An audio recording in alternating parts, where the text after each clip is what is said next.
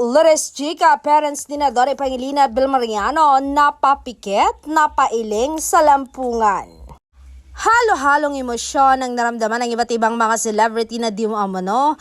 So word premiere ng pelikula ni Dore Pangilina Belmariano, talagang star-studded ang event na yon dahil dumalo nga sina Vice Ganda, Martin Rivera, Kelly Cherry, Maris Racal, So Ramirez, Charlie Dizon, Bianca De Vera, Mele Francisco, Bini at marami pang iba. Isa sa mga napaiyak ay si Bianca na sinabing mahigit 10 minutes siyang humagulhol habang nanunood ng tayo sa wakas. So tender, so honest, so beautifully done. Cried for like 10 to 15 minutes straight while watching this movie. Congratulations, Belle and Donnie.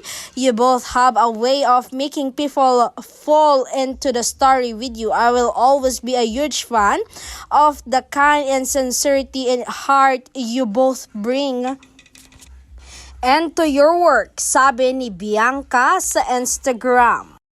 Magkasama naman na nanood ang mga White Lies Beneath na stars na sina Sue at Charlie na namagarawang face dahil sa pag-iyak. Hello sa sitmate kong namamaga ang mukha kakaiyak sa movie, sabi ni Sue. Maging ang pambansang quantum na si Melay Cantiveros ay nagulat sa kakaibang atake ng tayo sa wakas. Inisplok pa niya na todo bantay siya sa reaction ng mga magulang ni Donnie at Belle. Grabe, first time kong napanood ang mga eksena na ganon sa Don Belle sa movie na ito. As in, napapagkat ang mama ni Belle and napailing ang mami at daddy ni Donnie kasi sa tinitignan ko sila. Saad ni Melay na ang tinutukoy nga ay matinding lampungan ng Don Belle.